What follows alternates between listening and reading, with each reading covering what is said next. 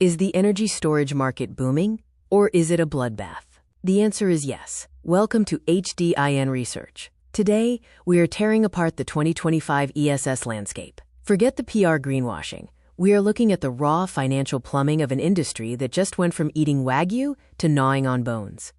Let's dig in. Here is the ultimate 2025 paradox. Global deployments smashed past 200 gigawatt hours, but system prices cratered by 31%. Imagine selling twice as many iPhones, but generating the revenue of a flip phone stand. This volume price divergence proves that pure cell manufacturing is no longer a business model. It's a high-stakes charity. AI needs power, grids are breaking, and prices are collapsing. How do you build an impenetrable moat when your core hardware is depreciating faster than a used car? The answer isn't in the battery chemistry, it's in the ecosystem. Let's talk operating leverage. Energy Vault prints over $1.3 million per employee, outperforming scale giants like TSLA. Meanwhile, hardware startups are bleeding out at $25,000 per head. Asset-light integrators are driving Ferraris, while hardware founders are pushing broken shopping carts through the valley of death. Lithium-ion owns the density game, but it's fundamentally flammable. Next-gen long-duration energy storage uses zinc and iron. Sure, they are heavier and boring, but they don't turn billion-dollar AI data centers into spontaneous bonfires. Intrinsic safety is the new premium. The era of borderless, cheap procurement is officially dead. The OBBBA legislation acts as a concrete ceiling on subsidies. You can no longer win by just being the cheapest. Supply chains are no longer flat global networks. They are heavily guarded national fortresses.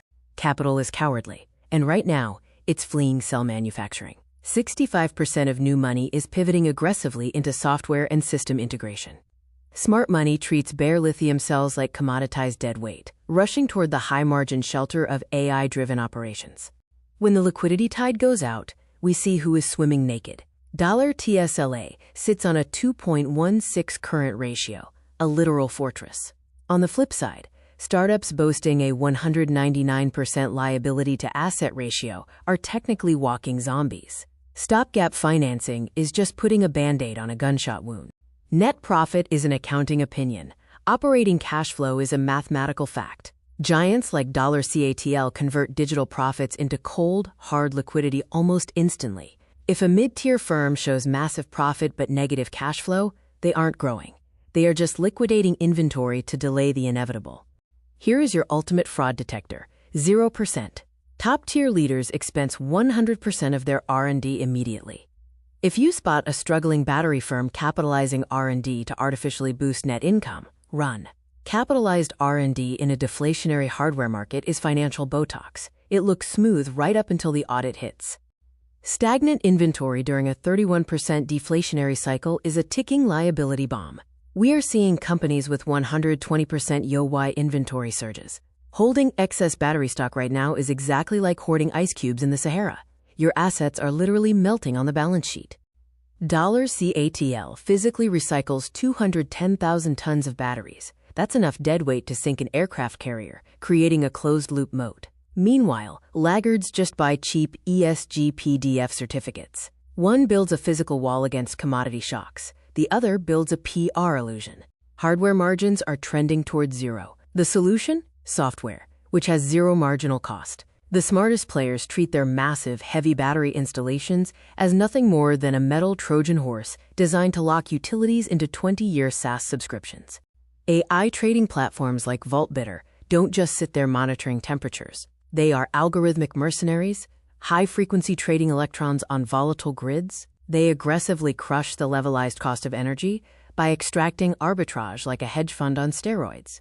You cannot outspend CATL's $3 billion R&D budget. You just can't. If you are a startup with $8 million, your only survival tactic is to become an asset-light parasite. Abandon the chemistry lab, buy standard cells, and focus purely on AI routing.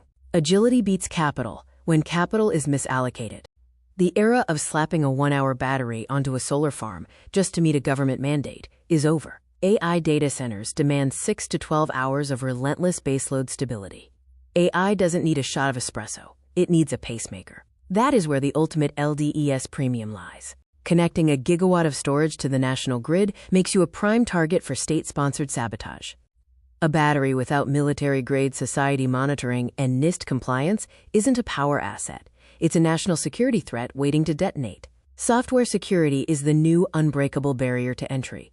The 2026 survival playbook is brutal but simple. Pivot to software OpEx. Localize your supply chain to dodge tariffs. Weaponize your safety certifications. And above all, protect your cash flow from the deflationary crush. You either evolve into an AI grid mercenary or you go bankrupt. The ESS market is consolidating rapidly. If you want the actual math, the unredacted stress tests, and the strategic advisory to survive the 2026 shakeout, we need to talk. Drop a comment below, hit subscribe to @HDIN230, and reach out to sales@hdinresearch.com to get this full presentation. Stay sharp.